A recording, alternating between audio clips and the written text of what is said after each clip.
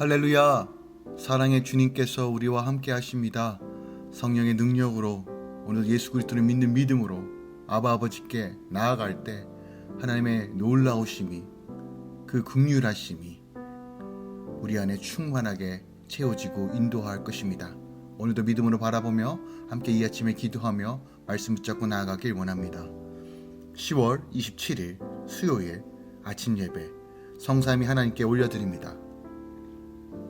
우리 다 함께 사도신경으로 신앙을 고백하며 이 아침을 시작하기 원합니다.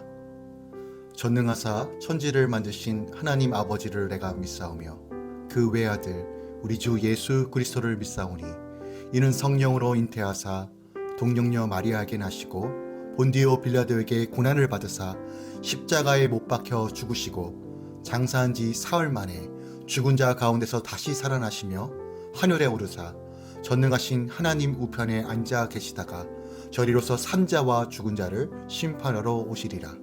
성령을 믿사오며 거룩한 공예와 성도가 서로 교통하는 것과 죄를 사하여 주신 것과 몸이 다시 사는 것과 영원히 사는 것을 믿사옵나이다.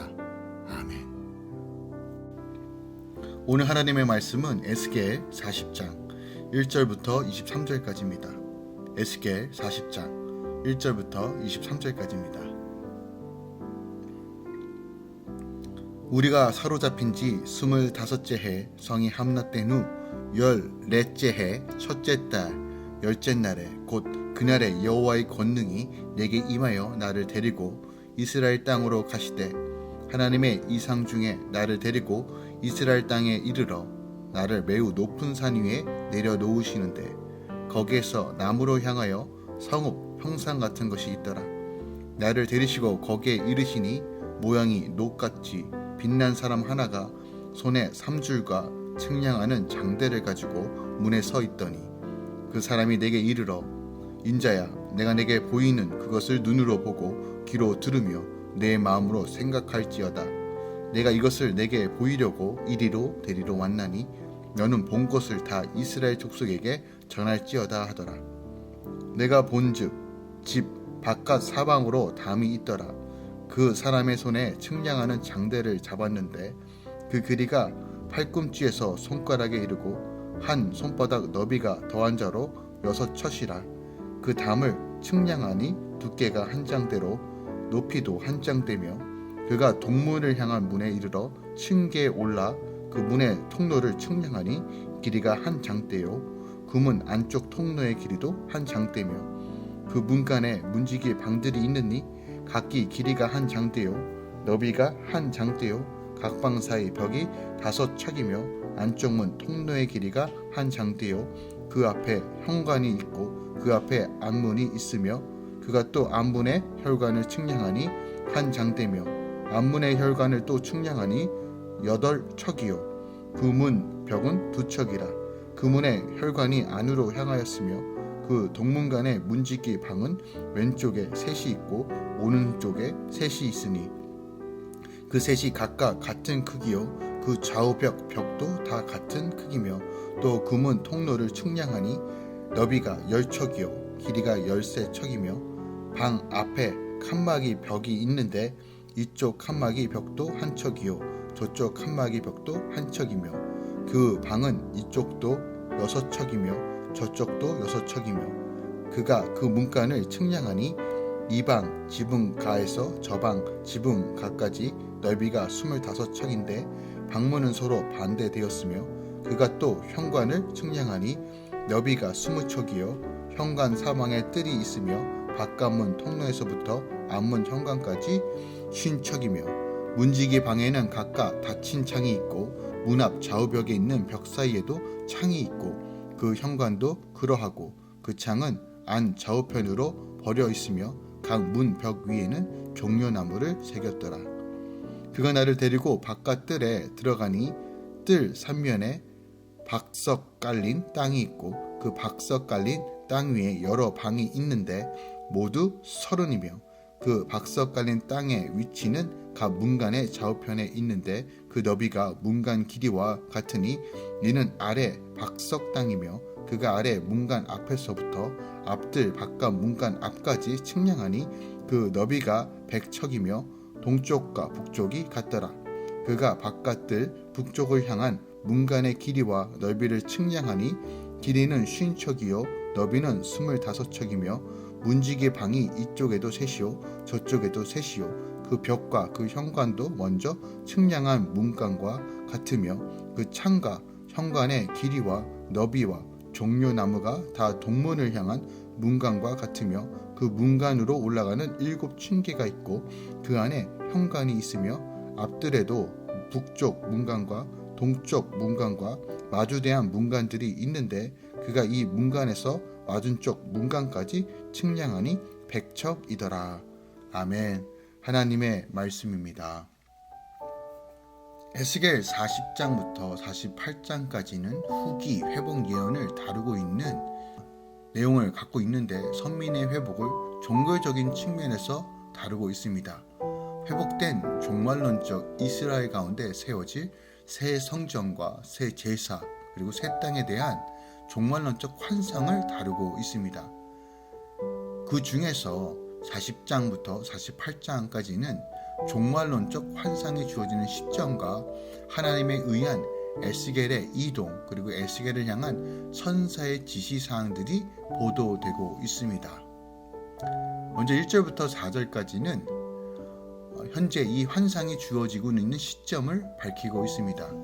본문에 의하면 1년에 종말론적 환상이 주어지는 것은 제2차 바벨론 포로가 단행되는 25년, 예루살렘이 함락된 지는 14년째인 BC 573년 1월 10일이었습니다. 또한 2절을 살펴보면 에스겔의 환상 중에 시온산으로 이동하여 거기서 남쪽으로 향하여 성읍 같은 것을 목도한 사실을 보도하고 있고요.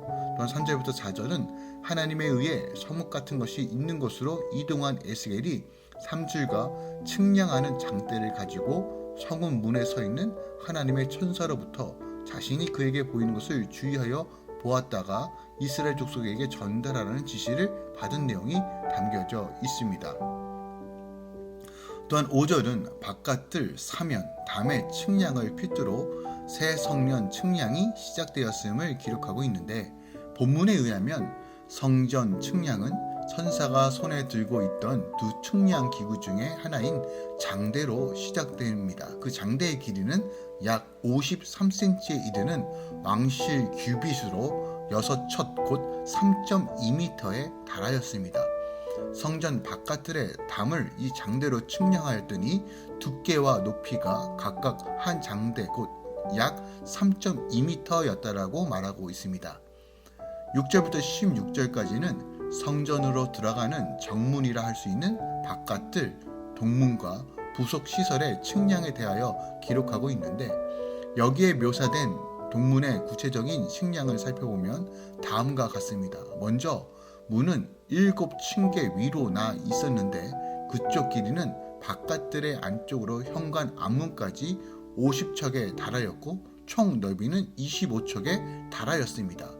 그리고 바깥쪽의 출입문의 통로의 길이는 6척이었고 그 바깥쪽 출입문의 안쪽 좌우로는 길이와 넓이가 각각 6척인 문지기의 방들 3개씩 5척의 벽을 간격으로 있었으며 각 방들은 입구 양 옆에 칸막이 벽이 있었고 각각은 모두 다 한 척씩이었습니다. 또 그 각 방의 출입구는 서로 마주보고 있었고 창문이 바깥쪽으로 향하여 나 있었습니다. 또 마지막 좌우 각각의 세 번째 방 위로는 다시 6척에 달하는 암문통을 지나 현관이 펼쳐져 있었는데 이 현관은 너비가 20척이었고 길이가 8척이었으며 현관에 볼 때 성전을 향한 쪽으로 앞문이 나 있었습니다. 그리고 이 현관에는 60척이나 되는 큰 기둥 둘이 있었습니다. 17절부터 19절까지는 성전 바깥들 담 3면에 연이은 방들의 수요와 성전 바깥들 문과 안뜰 문 사이의 거리에 대하여 보도하고 있습니다. 그 내용을 살펴보면요, 바깥들 문 안쪽 좌우로 바깥들 담을 따라 3면에는 문의 총 길이와 같은 넓이로 아래 박석 땅이라 불리우는 박석 깔린 땅이 있었고 그 위에 30개의 방들이 있었습니다. 다음 20절부터 23절까지의 내용은 바깥들의 분문과 그 부속 시설에 대한 내용입니다. 성전과 담 사이에 동북, 남의 3면으로 바깥들이 있었는데 문을 통해 성전 구역으로 들어오는 사람들이 예배에 참여하는 곳입니다. 담 쪽의 땅에 박석을 깔고 설치한 30개의 방은 백성이 예배를 준비하는 장소로 쓰일 것입니다. 북문은 동문과 같은 구조와 크기로 성전을 향해 어느 방향으로 들어오든 차별이 없음을 보여줍니다. 우리가 하나님께 나아갈 수 있는 유일한 분은 예수 그리스도뿐입니다. 내 삶이 어떤 형편에 있든지 이 문을 통해 예배의 자리로 나아간다면 하나님은 아무 차별 없이 나를 그분의 백성으로 받아주십니다. 그러므로 성도는 자기 삶의 모습을 있는 그대로 인정하고 예수님을 의지하여 주께 나아가면 되는 것입니다. 오늘 본문 말씀을 통해서 우리가 좀 더 생각할 것이 있는데 5절 말씀을 중심으로 한 번 더 생각하기 원합니다. 본문은 바깥들 사면 담의 측량을 필두로 한 새 성전 측량을 시작하는 내용을 보여주고 있어요. 근데 우리가 주목해야 할 것은 성전과 외부를 구분하는 담의 높이나 두께가 한 장대나 된다는 것입니다. 장대는 본절 하반절에 기록된 것처럼 6첩입니다.